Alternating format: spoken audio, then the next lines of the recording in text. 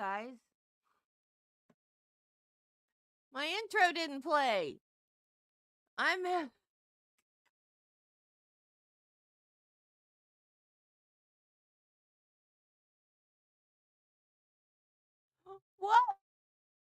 was that?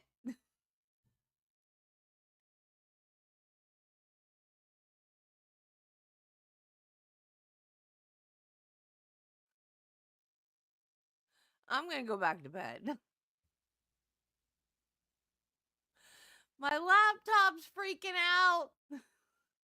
My intro's not playing right.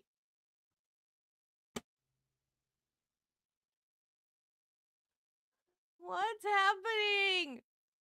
Good Lord.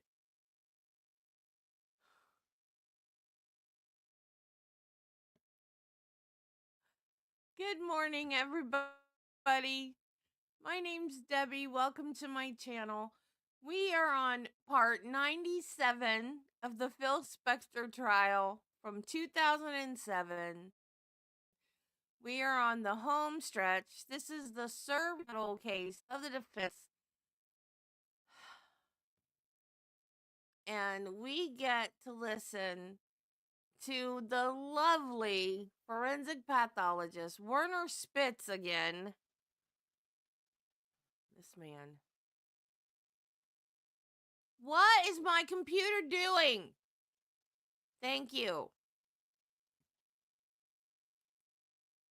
And he's got 2-part testimony. This part is an hour long.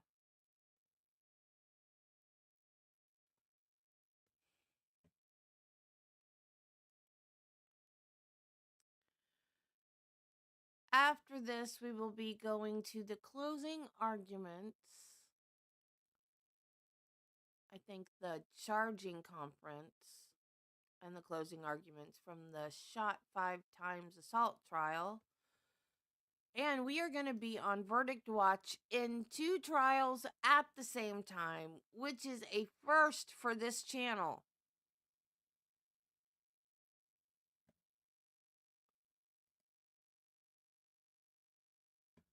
Let's see what Judy has for us today. In an interview given during his trial, Phil Spector made the following statement.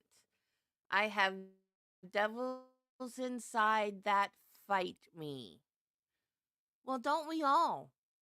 But we fight them off. Like right now, I'm fighting the urge to throw this computer out the window.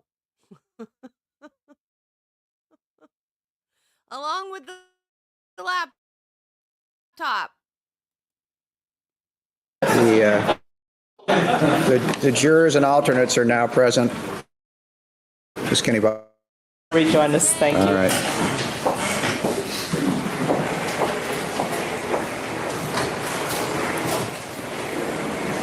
Witness back, Your Honor. Okay. All right, you've been previously sworn. You remain under oath. Please take the stand and just state your name again. Werner Spitz. Thank you. You may proceed when you're ready. Good morning, Dr. Spitz. Good morning, ma'am. Ma'am makes me feel very old. But aside from that, to discuss some of the opinions that were rendered by Dr. Andrews yesterday, and I want to direct your attention. We're going to be very focalized and very specific with what we're going to talk about, all right? Yes. Okay. Some of the, you watched some of the testimony of Dr. Andrews yesterday? Yes. Okay. And were you able to watch all of it? No. Why? Well, because there was interference on the transmission, and it was quite substantial, so fairly large areas I could not watch. Okay. Did you watch some of the areas where he concluded that the decedent in this matter or neurogenic pulmonary edema? Yes, I did. Okay. And did you watch some of the areas where he was discussing some of the bases for his opinion of the spinal cord transection, including the issue of the width of the spinal cord and the bullet diameter? Yes. Okay. I'd like to start by drawing who's testified to yesterday. Now, could you just remind the jury a little bit about how many autopsies you've either personally done or supervised as a board-certified forensic pathologist? I have either performed or supervised between 55 and 60,000 autopsies, somewhere in that. There's no way to tell exactly, but it's somewhere around 55 to 60,000. And has that been your full-time profession for most of your adult life? For all of my professional life. Okay, and about how long would that be? Without giving away your age, sir. Do I have to tell you? 54. 54 years, okay. And one of the items that Dr. Andrews testified to, and we've actually put a little chart, was the in cases dealing with human beings. Remember that? Yes. And last night, did you supervise the making of a chart concerning what the width in millimeters was that he testified to in terms of the width of the average spinal cord and the alleged size of a .38 caliber bullet? Yes. Okay. And, Your Honor, could we have next in order be marked? Y11.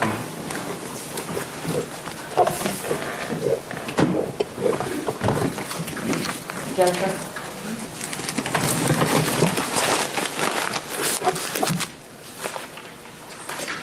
Okay, could you just enlarge, if you could, the top portion?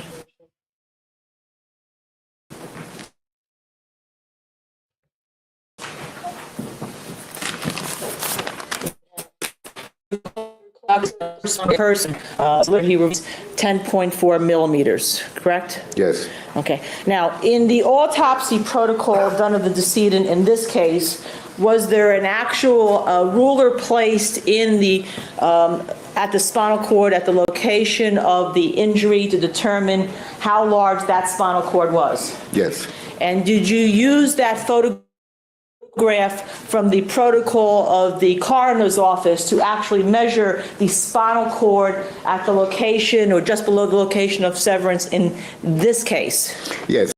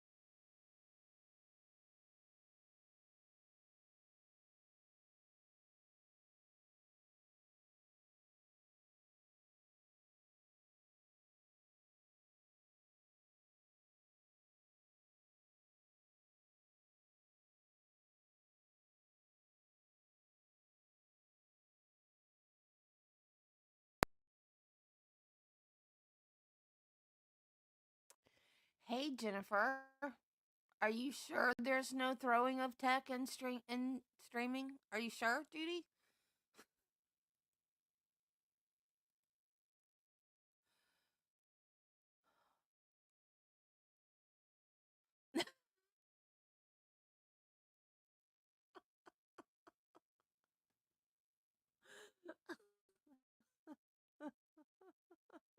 To the general or average spinal cord taken from the textbooks?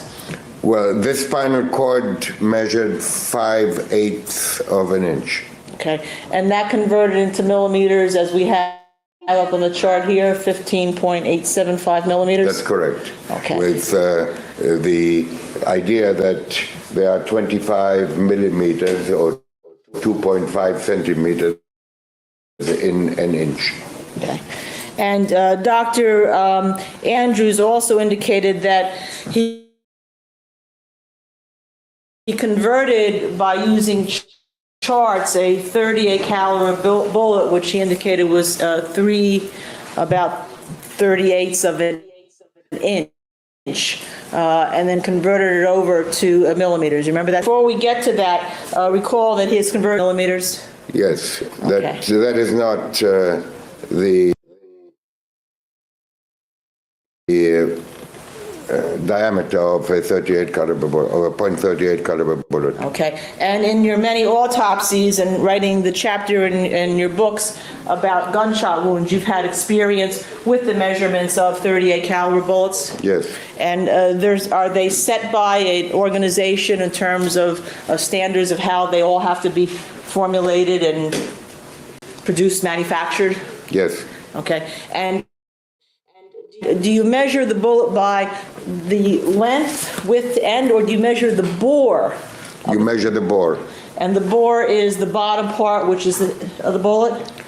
Well, the bore is, yes, corresponds the thickness of the bullet. In other words, what the diameter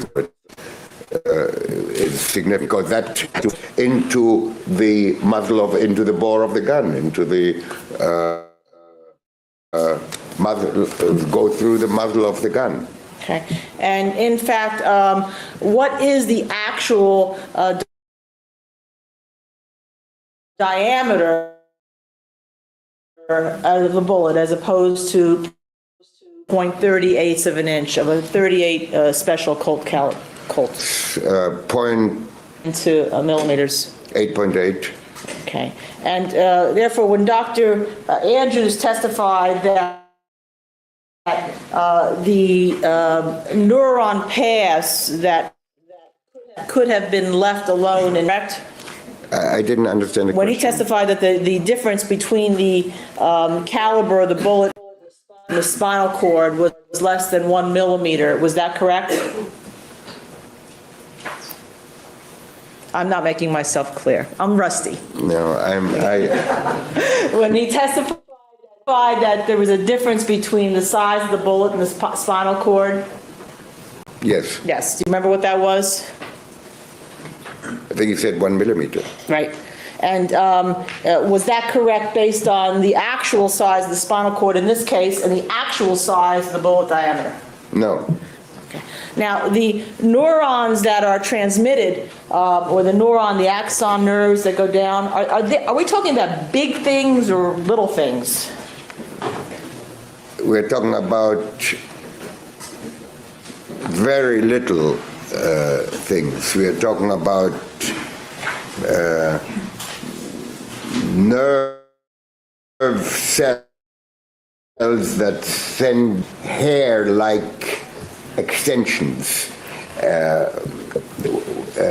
They are so small that you will never see them with the naked eye. You need a powerful microscope to see them. And then you need a special type of stain to visualize them. Otherwise, they all disappear. There are so many that you don't see individual ones. You have to stain it specially, and you have to use a very high magnification in the microscope. So when you have a possible 7.06 millimeters of a spinal cord that could be 15 millimeters, could that have a lot of these neurons or axon nerves going down? Axon nerves. Oh, absolutely. Okay. And were you also here when Dr. Andrews indicated that he relied on certain articles or textbooks with regard to the issue of whether breathing could still occur if there was either a complete transection of the spinal cord or whether there was a partial transection and then cavitation, which caused a shock in the spinal cord? Did you hear that? Yes, I did. Oh. Yes, I did. And he relied on a specific textbook, did he not, that was by Guyton? Yes, that's correct. Okay, and that is spelled Guyton. That's correct. Okay. And the pages that you were given in discovery by the government was 2 pages of that textbook at chapter 55? Yes, Okay. And, sir, did you go and pull the whole textbook out? I did. Okay. And I don't like it when they say government. Like they mean, and I guess technically it is a government, but when I hear government, I think like executive branch, like president, Congress, Senate, It's the state. It's yeah, I guess it is the government, but my brain goes government. did you pull a different chapter in the Guyton textbook that had not been supplied by the government She did it again. or relied on by Dr. Andrews? Yes, that's correct. The chapter that I looked at is the chapter dealing with the regulation of respiration. Okay. And when Dr. Andrews testified that if there is a complete or partial spinal cord transection and or any cavitation that results in a shock that prevents the spinal cord from transmitting any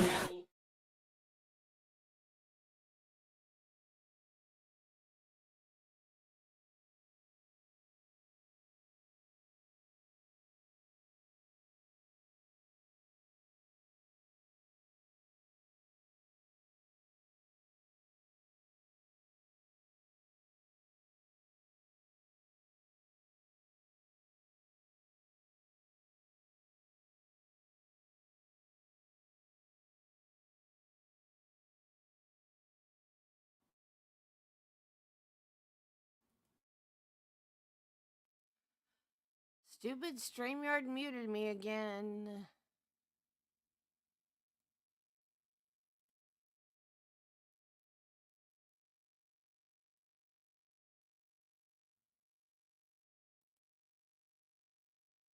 correct? Yes, I did. Your Honor, could I have next in order? Z11. I'm sorry, Your Honor. Z11. Z11. Boy, you guys have gone far. We've been busy.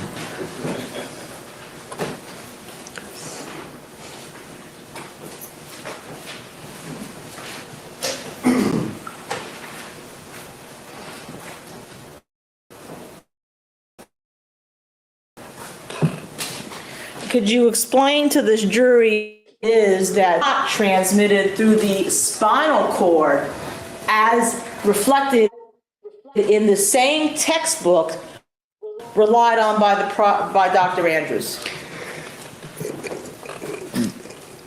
Please excuse the roughness of this drawing. I did this, and my handwriting is not that clear. The drawing shows the portion of the brain above the area of the injury here. Could you point out, Doctor, let me just, I think there is a laser microphone? pointer right here, no. Oh, this? Probably a top button. Location of the injury was, The location of the injury is approximately here.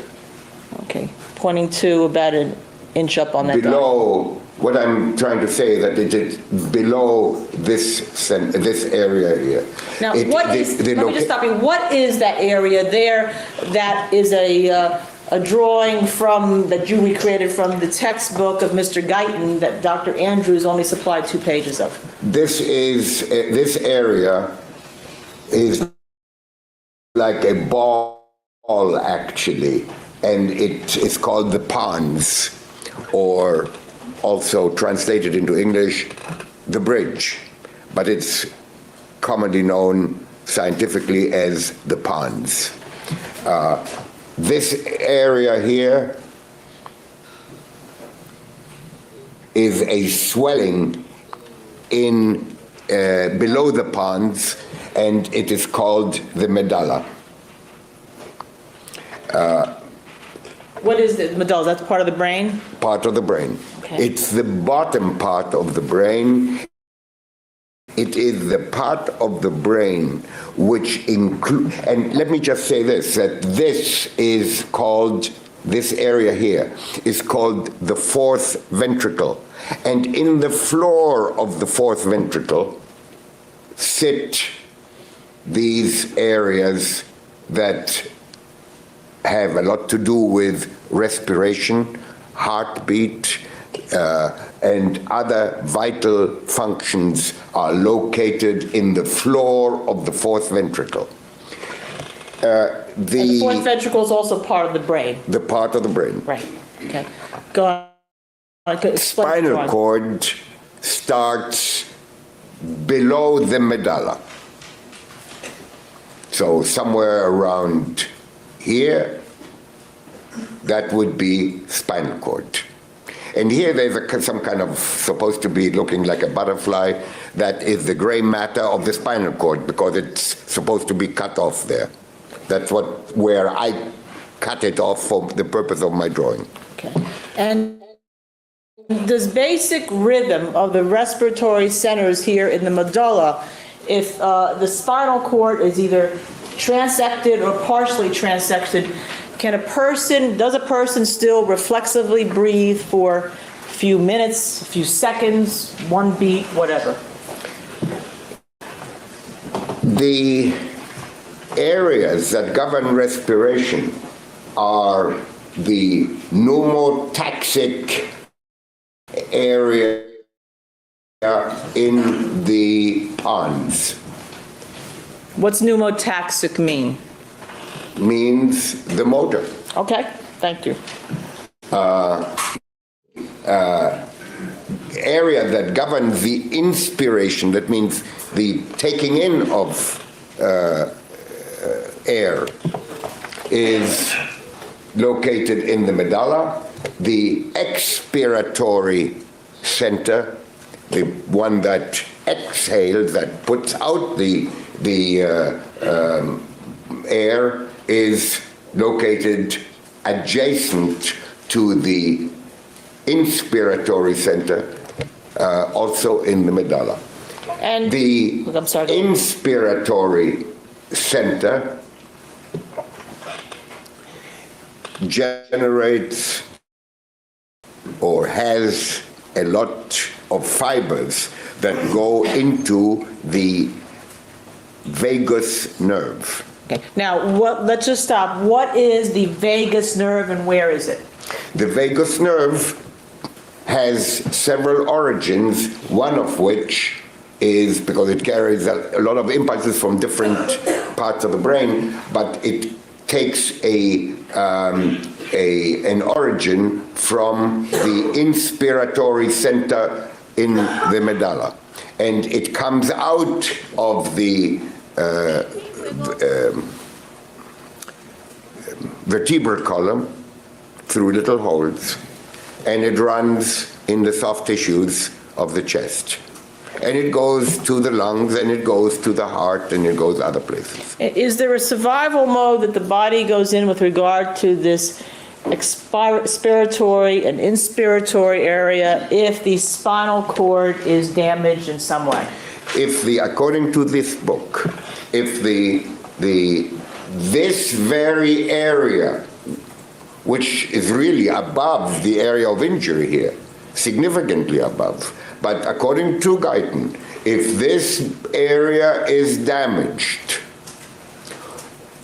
or not only damaged, but cut, meaning if you take a knife and you cut across here, or some injury would have cut it, like a traffic accident or who knows what, and or you chemically or otherwise block it from functioning, it will still generate impulses for executing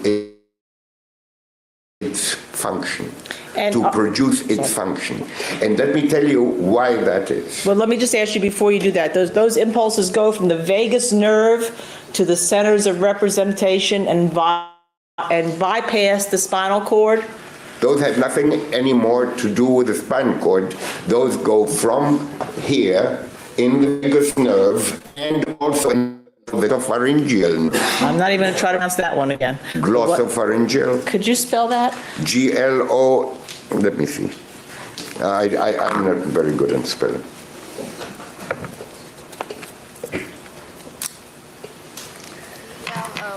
The glossopharyngeal nerve is GLOSSOPHARYNGEAL. Okay, go ahead, then I interrupt you. It goes from the vagus nerve and the And the glossopharyngeal G nerve. nerve. And these nerves go outside of the spine. They go out, that's why the individual vertebrae have holes in them which permit the nerve to come out. Okay. Is that why if people are, some people are shot in the C1 area, they may become quadriplegic but still live? Well, that is probably one of the reasons why that is so, because the body wants to live. You are so Not that we want to live, we all want to live, sure. We have the sense that we want to live. This has nothing to do with sense. This is an automatic manifestation. It is difficult to stop life. Therefore, even if life will eventually stop, because this is not going to go on forever, because people who are injured in that part of the body develop other complications of it. But initially, for a period of time, there will be breathing. There will be, I didn't even know that until I read this. There will be intake of air and expulsion of air for a period of time. And this is relying on the same... And periodic, governed by this pneumotaxic center. That's why it's called the motor, because it controls the functions of the inspiratory and the expiratory centers. And this is in the same textbook of Mr. Guyton relied on by Dr. Andrews. This is the same textbook. Okay.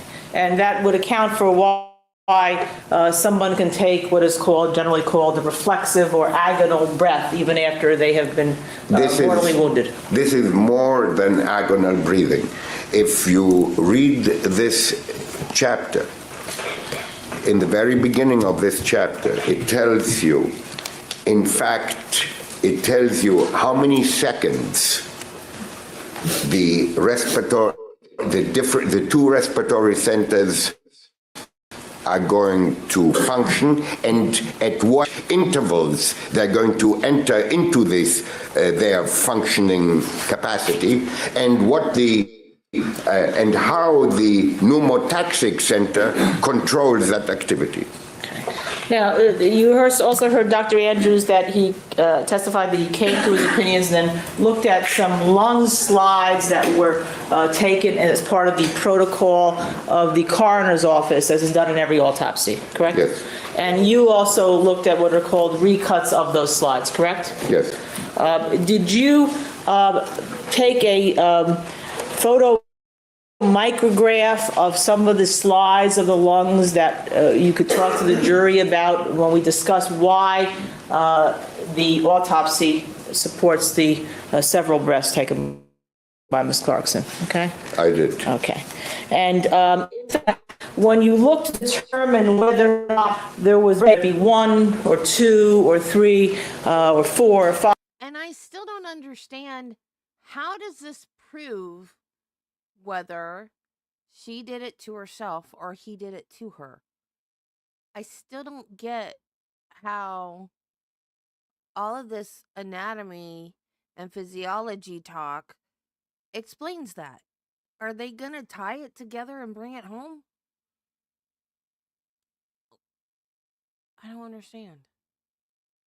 5 or 6, whatever, by a decedent after a mortal injury, do you have to look at the lungs in the slides? You always have to look at any tissue in the microscope.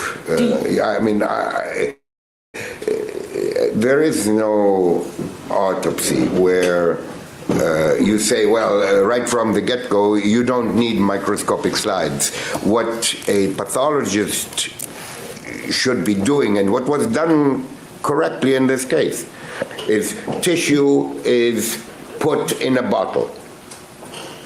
Whether you later, in 2 years or 1 year or whenever, whether you want to now convert that into microscopic slides and study them, that's a different issue that you don't know on day one.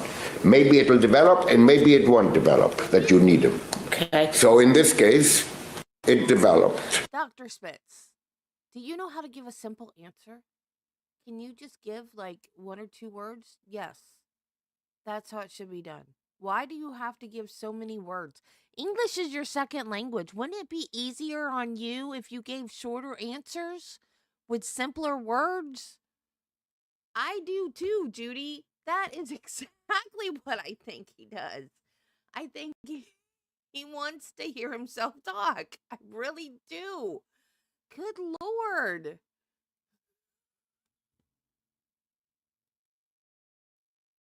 And That you needed them. They made slides, and those are the slides I looked at. do you also have to look at the specific findings in an autopsy report when you're trying to interpret the neuropathology of whether somebody took 1, 2, or 3, whether it be reflexive, inspirational, or agonal breaths after a mortal wound? You have to look at the whole autopsy report. Well, you have to look at the autopsy report in order to know what the pathologist who looked at this, what he observed, because I am not there to make that determination. I have to rely on what he tells me. Okay. And was there something specific about the lungs and the findings in the lungs that would not support Dr. Andrews' theory that indeed the transection or partial transection of the spinal cord ceased 1, 2, or 3, or 4, whatever amount of breaths the decedent took? Yes, there were findings. And did you rely on those findings that Dr. Pena put in his autopsy report? I did. Okay. Was there a very specific finding that was important to you about the lungs? There were several findings. What was? There Start were with several one. findings. There was well, first of all, there's a description of blood in the lungs, in the lower portions of the lung, in the bottom of the lung. There's a description of crepitation or crepitus or subcrepitus. Okay, let me just stop you. Let me just spell that for subcrepitus is S-U-B-C-R-E-P-I-T. Let me write it down and then I'll tell you. Crepitus is C-R-E-P-I-T-U-S. Or subcrepitus is S-U-B in front. Why is that important whether you're determining, if a physician puts down, a forensic pathologist puts down that the lungs were subcrepitus, in determining whether or not there was inspirational breaths generated by the impulses of a brain through the vagus nerve? Because the presence of crepitus, we know not necessarily from a case like this, but every single case which is taken out of a body of water. In my case, we see, unfortunately, a lot of such people because Michigan, as you know, is surrounded by huge lakes, and people go out and drown.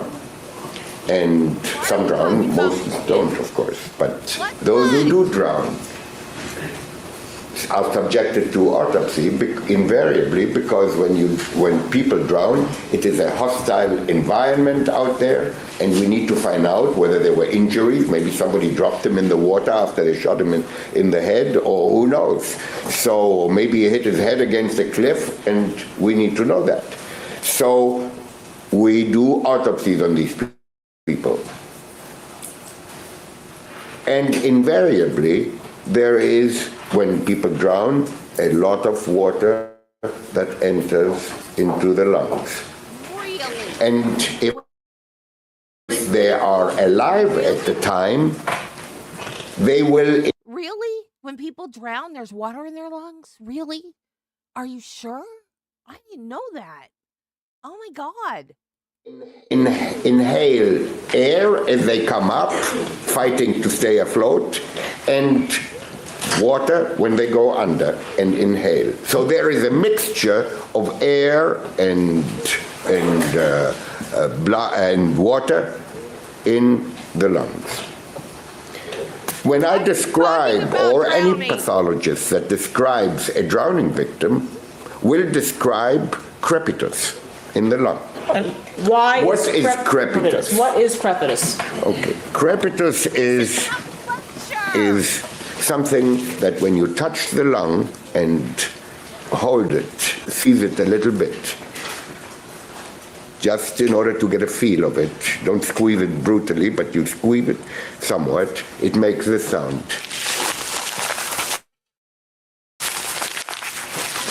Just for the record, the doctor is like falling up. It is, in fact, known to be, when I talk to the pathologist on the phone, and he will ask me, well, did you find crepitus or subcrepitus? I understand, and he understands, that what I really found, be it crepitus, but as soon as I say crepitus, he knows it sounded like this. And does that sound like that means that there is air in the passages and the alveoli of the lungs? That's what you feel and hear when you push on the lung, where there is fluid mixed with air. And can you get air into the alveoli of the lung without having some type of inspirational breathing, whether it be vaginal, reflexive, or impulsive, after somebody has been mortally... You have, air is not manufactured in the lung. You have to introduce it. So it is introduced by inhalation or breathing in, or taking in by way of the airway. And was there also other findings in the lung that you have to correlate when you're looking at whether anyone breathed 1 or 2 breaths to determine whether or not there was this impulses from the brain through the nerves that go beyond the spinal cord to see whether they took 1, 2, or 3, or 4, whatever breaths? Well, there is edema in the lung. There is edema, means fluid mixed with protein. That is probably that, and blood is probably what generates this crepitation or crepitus. There was in this case a large amount of blood. I mean, my goodness, there was over 1,800 gram for, that's like almost what is it, 2 pounds, almost 4 pounds, maybe 3.5 pounds or something like that of lung. Normal weight of a lung is 350 per lung, so both lungs would weigh somewhere between 300 and 350, would weigh between 600 and 700 ml, when they don't have all that blood in them and not all this fluid in them. Now, Dr. Andrews indicated that the fluid that had to be in the lungs, or the blood had to be in the lungs, had to be from this spinal shock, this neurogenic type shock. He's mixing up his measurements. He said pounds and then went to milliliters. Milliliters is liquid measurement, not weight. It's liquid. So are you talking about the weight of the lungs was 4 pounds, and then you went to milliliters, are you talking about the amount of fluid in the lungs or the weight of the lungs? Make up your mind. Oh my God, this guy, he was bad enough the first time, but I can't. You reviewed the article he relied on. I have to object, Your Honor. That is an incorrect statement. Mistakes the evidence sustained. Dr. Andrews supplied an article concerning the weight of lungs in certain people that have had a neurogenic shock. Did you review that? I'm going to object. I think this by shock. Is it the same thing, doctor? Well, with neurogenic shock, you develop pulmonary edema. Okay. And in that article, the maximum weight of the lungs in a person seen that had that was 900 grams? 900 grams. And in autopsies, doctor, in the... That was the most of what is indicated to occur in neurogenic pulmonary edema. Okay. And these lungs were twice that weight, correct? These lungs were over twice that weight. Okay. And when you looked at the slides, you actually took some pictures for us. Did you not? Okay. I did. All right. Jennifer, could we have spit scan 2 up, please? Jennifer, can I have another marking, please?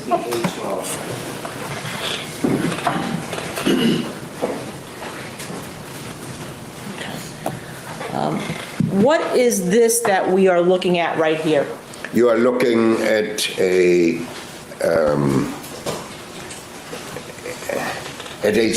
marked full filling of red blood cells. Everything you see on this picture. Well, let me just stop you. Was this a picture of the slide that you would look at under a microscope and see under a microscope? The lung from Lana Clarkson.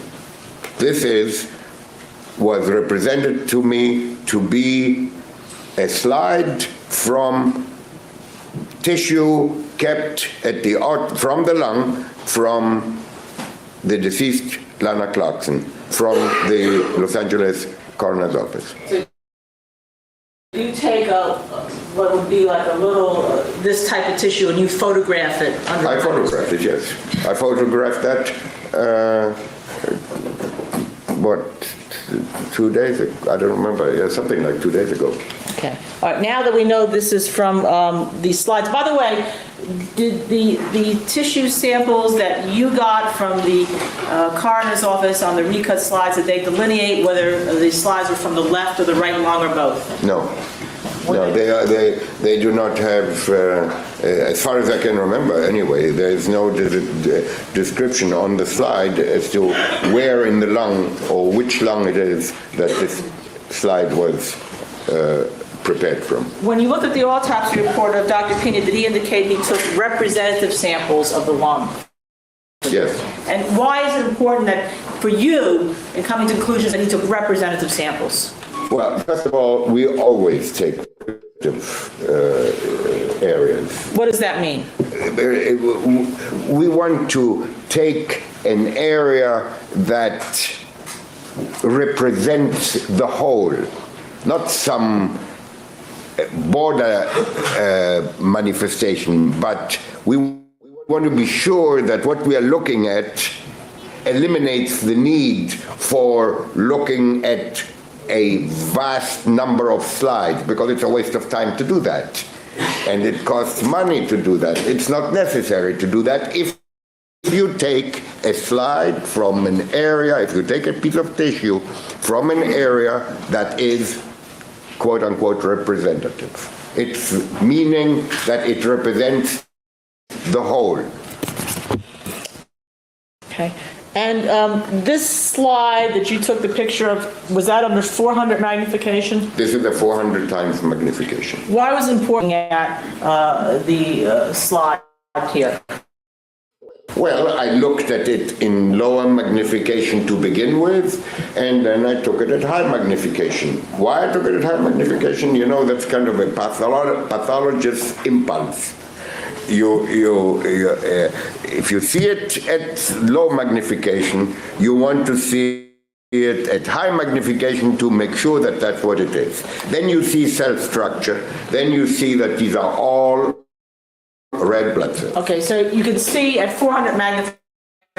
Yes, you do. And you see that each cell has no nucleus. Each cell is red. Each cell is one of those circles. Okay, can you use the laser pointer and describe to us then what we are looking at on this slide with regard to the cells and what it is and blood and all? Well, these are the cells, all these. There's one. There's one, for instance, and all of these are the same as that one. They all look the same. Except I misled you earlier when I said there is nothing on this slide except blood. There is something black here. Okay, but what are we looking at? Are we looking at... And there are a couple of black areas here, and these here, and these appear to be, and here, and maybe there, these appear to be white blood cells, because blood consists of red blood cells and consists of white blood cells. And there's other things in there too, which you don't see. But if you take blood from the vein or from anywhere in the body and you look at it in a microscope, there will be mostly red blood cells and there will be some white blood cells too. What you are looking at the white blood cells, what you are seeing, I should say, is the nucleus, and that is dark because it stains dark by the particular stain that is used. Okay. Now, Dr. Spitz, what I'd like to focus on is this a slide of the alveoli that the jury has heard, the alveoli in the lungs of Lana Clarkson? Yes, this is, when you say alveoli, you mean air sacs. The air sacs. And that is what you see inside the air sacs. Okay. And what are we seeing inside the air sacs then? Is this a distribution of blood? That's blood, yes. Okay. And the air sacs are the tiniest portion of the lungs? The air sac is the final structure at the end of an ever decreasing. It starts with a big tube in the neck, which is called the voice box. Then it goes from there into the main tube, which is called the trachea. Then it goes into two big tubes, one to each lung. Then they, like a branch on a tree. The farther you go away from the... Are these alveoli filled with blood? These are filled with blood. If there was testimony by Dr. Andrews that the blood in the lungs may have been focal, does that slide support that? This slide does not support that. All right, let me just start with you. What does focal mean to a pathologist? Focal means a little bit here and a little bit there. Okay. Tell us why this slide does not support focal but supports diffuse. Well, there is no focal here. This is all one carpet of red blood cells. Okay. If there had been a leaching, as Dr. Andrews indicated, as a possible way that blood got into the alveoli, I keep pronouncing that wrong, alveoli, does this slide support leaching or a little bit of drainage? No. Why not? Well, because this is massive bleeding. This is not any leaching. Leaching, I don't even know why that leaching of red blood cells, unless the body is breaking down significantly with odor and discomfort. When the body cells are breaking down, just the same as the skin is breaking down after death. we unfortunately decompose and all that it breaks down. I mean, it's a gory sight to see and it's a gory thing to describe. That's not no leaching. Okay, I'm going to go now to a slide, a picture of a slide that has a less magnification, a 40 magnification, okay? Yes. Okay, Your Honor, can I have another marking? B12. Jennifer, it'd be a split scan 7.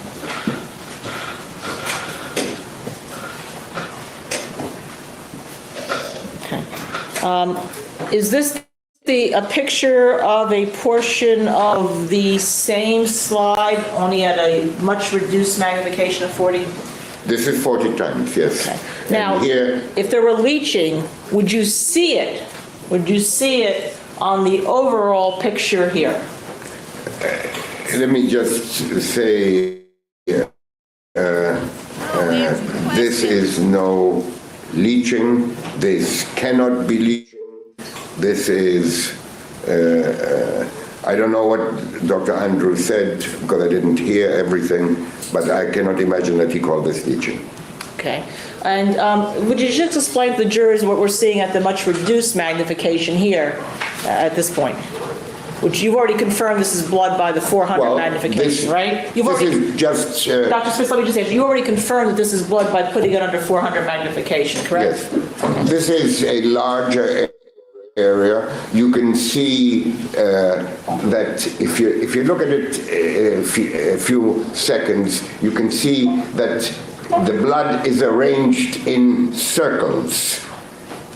Here there's one circle. There's circles all over. It's not one mass like it is spread with a knife, like butter on a piece of bread. This is made up of little circles. And the little circles is because each circle is an air sac. And in here, in the midst of this, you see a blood vessel. And there's the wall of the blood vessel. The wall of the little artery, it is a little artery, and there is blood inside. That's not unusual. You find arteries are there to convey blood, and this artery conveyed blood. Could a board-certified forensic pathologist mistake the white areas that I'm pointing to as being focal areas as opposed to something else? Objection, that's an improper question. Calls for speculation, sustained. What are these white areas here? These white areas are tears, and the reason that these tears are there is because whenever any tissue is filled with blood, because it is made up of individual cells, is very difficult to cut. You need a really sharp blade to cut it and not tear the tissue. These are little tears that occurred during the preparation of the slide. And have you That's not unusual when you find lung is difficult to cut to begin with, and then on top of that, you have lung filled with blood. So in your 50-some years of experience when slides are made from lungs? yes. Okay. And the slide, the lung is actually cut with a fine blade called a microtome? It's a machine in which there is a blade that goes up and down, like, to make it descriptive, you go to a store and you buy a big sausage and you want just 4 ounces of that sausage, but you want it cut thin. So the person that helps you will take the sausage and put it into a machine that slices it, just like I'm showing you. And that's what this knife does. This knife here, all nice and chrome and nicely presented, very complicated. So, but it's essentially the same. Good Lord, what a windbag. The tears created by the microtome blade for the normal cutting done by pathologists then show diffuse blood in the lung. Yes, you can feel it's diffused because it's all over. Now, where are the alveoli in this picture? Well, the alveoli, there are lots of alveoli in this alveoli. I said earlier that there are circles. StreamYard, quit.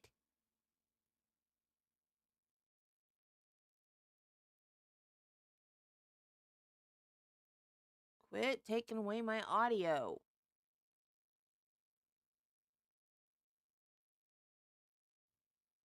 We can't make fun of him if we can't hear him. You can, if you look at it for a minute, you see that it's made up of circles. All this blood is made up of circles because there is something limiting it. You don't see it because the enlargement is not big enough, because it's only 40 times, but the blood is arranged. Can blood that is in the, by the way, was there also blood in part of the lung called the parenchyma? When you say parenchyma, what it means is a $68 term for a simple thing which is called tissue. Okay, and that means that... Lung tissue is lung parenchyma. Okay, so this is all lung tissue? This is all lung tissue. Okay. When you say lung parenchyma, what you have tissue prop, not including, like here, the blood vessel, for instance. You're talking about this, not that. When a forensic pathologist, as Dr. Pena described the parenchyma in the decedent as being congested and full of edema, can that be created by gravity, as in these, reflected in these pictures? Well, you don't create edema by gravity to begin with, and this is not by gravity either, because there's the gravity means that something goes down to one point. I think we've heard about Newton's law in the past in this trial. Would that be the same type of principle we're talking about? Like the apple falls to one point, straight down to one point. This is all over. This is all over. It is a massive presence of blood. It's not an apple, it's blood. This requires a force to bring it to that distribution. That force is the breathing in of this amount of blood. Now, in all the autopsies that you have done over the years... Let me, if I may, yes, let me say. I apologize. I just thought. You can create a diffuse situation from pumping the chest instead of breathing. There was no CPR applied here. Okay. Now, in all the autopsies that you have done over the years, and I assume that you've done a significant amount of gunshot wounds, and you were doing them in Detroit? Yes. Because liquid follows the same laws of physics as solid objects. Sure. Okay. In Detroit and in Maryland. Okay. Now, I assume, and correct me if I'm wrong, is it true that all the gunshot wound victims that you had to do an autopsy had to be transported to the morgue or to your place where you would do the autopsy at some point before you would even see them? Yes. Do you automatically see blood as diffuse in the parenchyma, lungs, and alveoli, as was in Miss Clarkson's case, as reflected by these slides, in gunshot victims because they were transported to the morgue? You mean if somebody is shot, not in the lung, but say in the leg or in the head or somewhere? In the cervical spine. No, you would, unless this blood involved, unless there was breathing in of blood, you never find blood in the lung for any obscure reason, including transportation of. All right. So if this blood could be created by transporting a decedent to the morgue, would that be accurate in your opinion? Never. And in fact, if that were the case, you would see the weight of the lungs in all of the gunshot wound victims that you've autopsied, correct? You would find, I mean, this is impossible. How can that be? Where would the blood come from? If somebody is shot in the lung or in the some place where there's access to the hemorrhage being inhaled, then you would find it. But otherwise, I don't see how. Go to another slide, if we could, Your Honor, another marking. C12. Jennifer, my number has come out on this.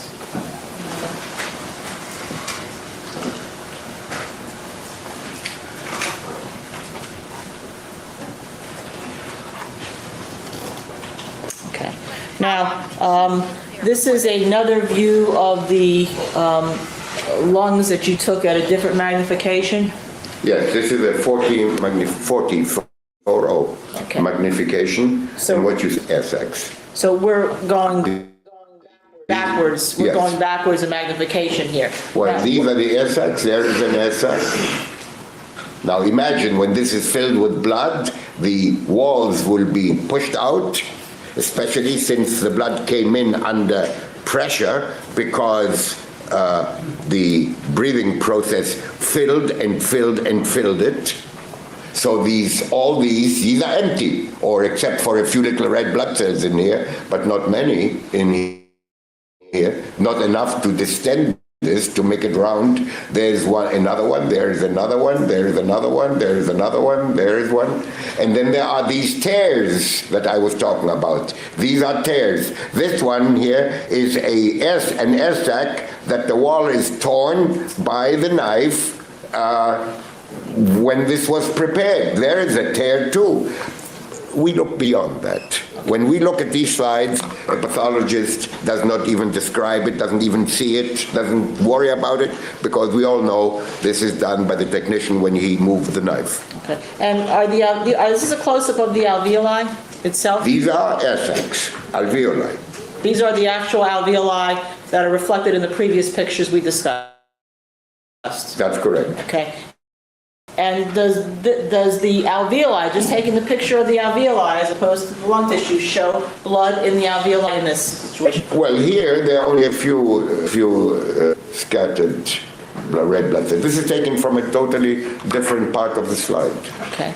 And does it show the alveoli having red blood cells in them? That's correct. Okay. And And you can see the blood vessels in the walls of the alveoli. That's why they are red. And that's why you don't see them when there's blood inside, because the walls are red too. Why are they red? Because there are blood vessels in the walls of the air sacs, which is where the oxygen exchange transpires. okay. And could we go back to the previous scan, Jennifer, that you had? Number 7? Yes, B. Okay. Was there something else besides in the black areas that you saw under the microscope that were the white blood cells?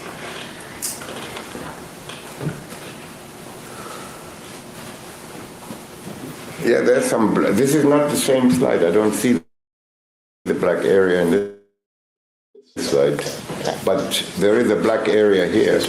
Okay. All right, maybe I'll go back to the higher magnification. No, the higher magnification didn't show it. Yeah, here, there it is. There it is, okay. All right. There's a black area. Okay. And Now, are this those... is not cells. This is a foreign body. Okay, Foreign body means something that doesn't belong there. okay. And that, it's dark that you could see, correct? It's what? And you could see it when you look at the scans of the alveoli. This does not belong there. This is this is not lung tissue. This is not anything that you would see.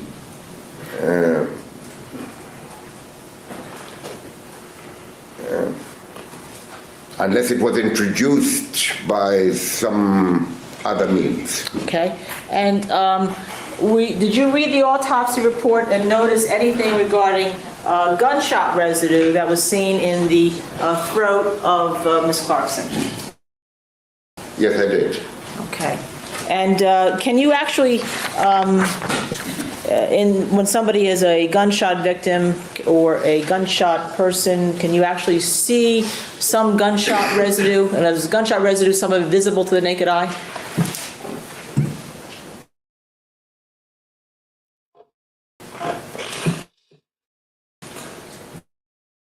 Some gunshot residue you can see, and others you cannot. But it's disruption of tissue, then you may not be able to see it. Your Honor, can I have let me just stop you for 1 second. I'm marking because I want to follow up on that. D12. 1.016, it's your, it's a supply of discovery.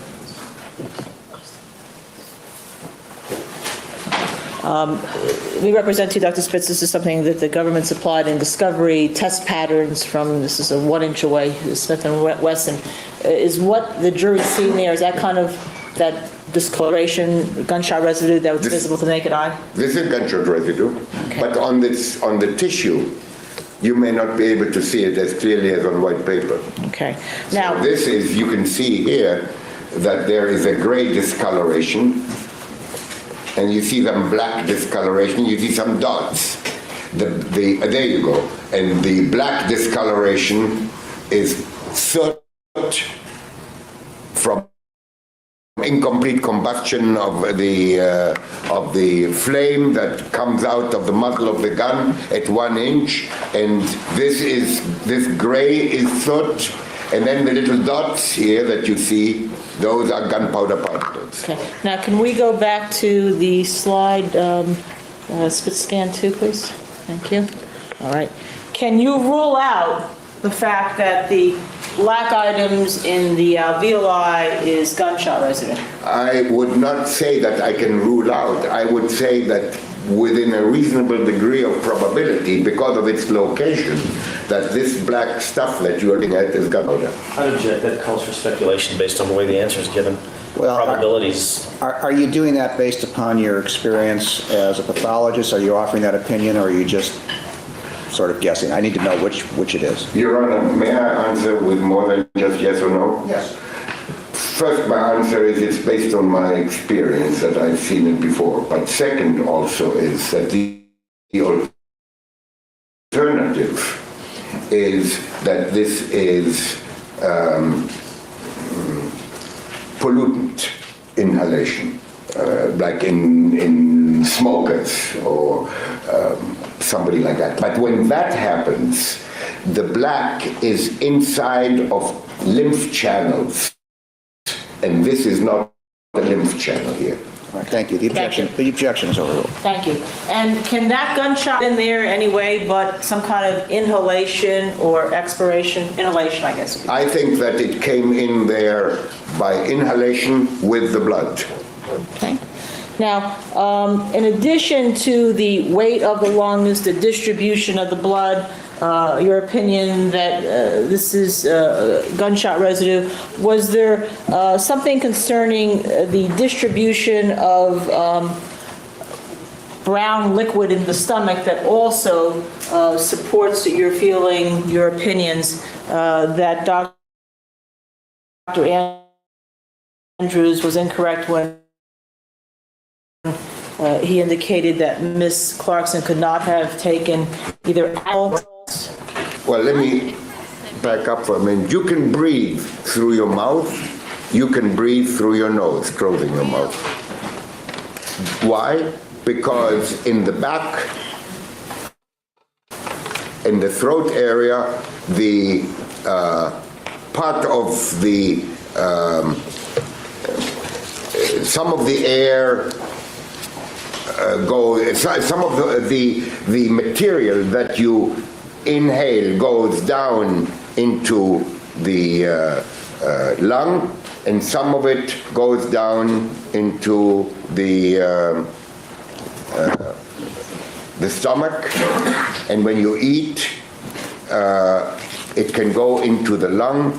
If you're not careful, if you get intoxicated, people who are intoxicated and people who are unconscious, some of the swallowing can lead into the lung instead of into the stomach.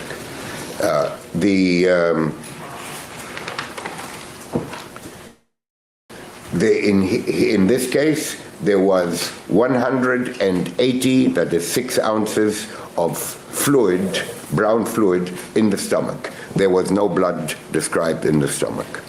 If gravity had set in and the blood was coming down the throat into the lungs, would you expect to find the same type of weight in the stomach of blood? Well, it all goes down by the same tube down to the back of the throat, and then it splits up to front and back. Front meaning the airway, back meaning the esophagus, which takes it into the stomach. And what So Dr. I would have Joseph- expected I'm sorry. blood in the stomach, yes. And just for the translation, 180 milliliters, is that about 1 gram? No, 180 milliliters is about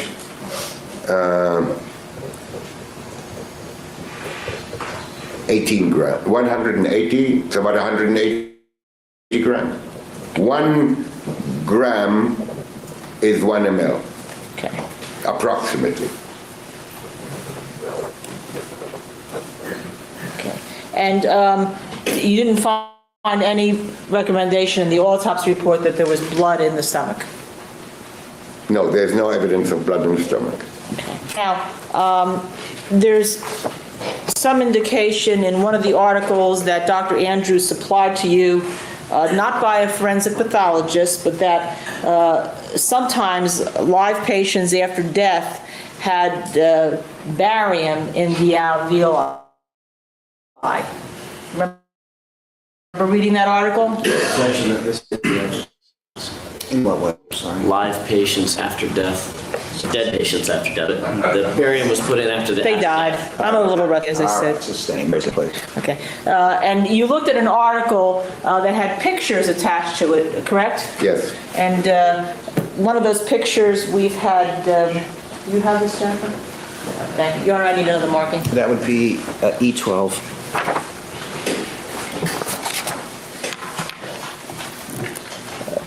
Okay. Is this one of the pictures in the article by A.M.N. Gardner about aspiration of food and vomit that you looked at that was supplied to you through us as given by Dr. Andrews? Yes. Okay. Is anything about this figure and the radiograph which distinguishes it from blood diffused in the alveoli as seen in Lana Clarkson that was important to you in distinguishing Dr. Andrews' opinions? Would you be so kind to ask me that again? I will try. Actually, I'm going to let you ask it after the recess. Okay. We'll be in recess for 15 minutes. Keep in mind the admin.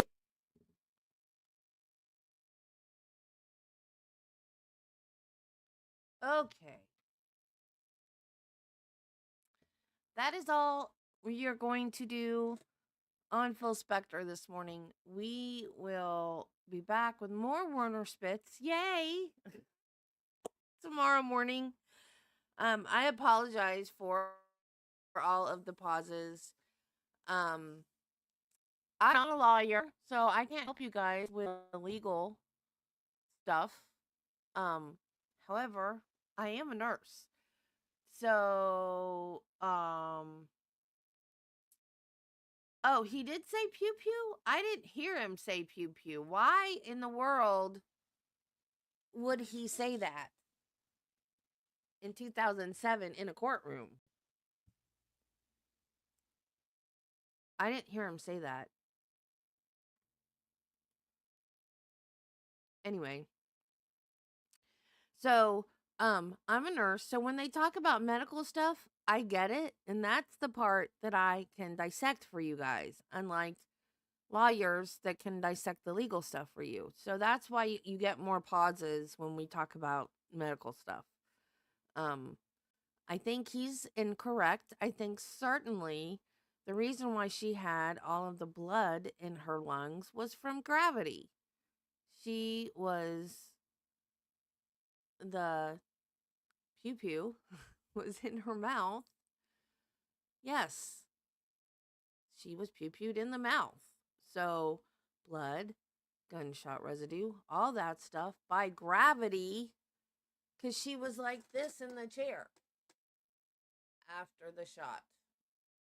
For who knows how long until the cops got there, right? Oh, he used the right word? And you changed it to pew pew. Oh.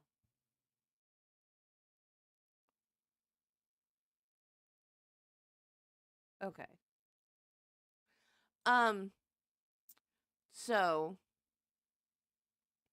certainly gravity could have made the blood and the gunshot residue go into her lungs. Gravity. Gravity works.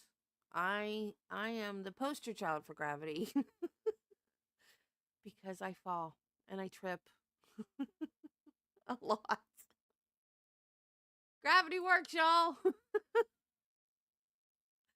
So, anyway, maybe not in Germany where he's from. I don't- Anyway, so now we are going to Texas for, I think we're going to get a little bit of a charging conference and then closing arguments on the shot 5 times murder trial. Or not murder trial, assault trial. I'm sorry, assault trial. Because nobody died. So I will see you over there in just a minute, and this will redirect you. So if you're going to the trial with us, I will see you in a few minutes. If not, I will see you again in the morning for more Phil Spector and Dr. Werner Spitz. Bye, guys.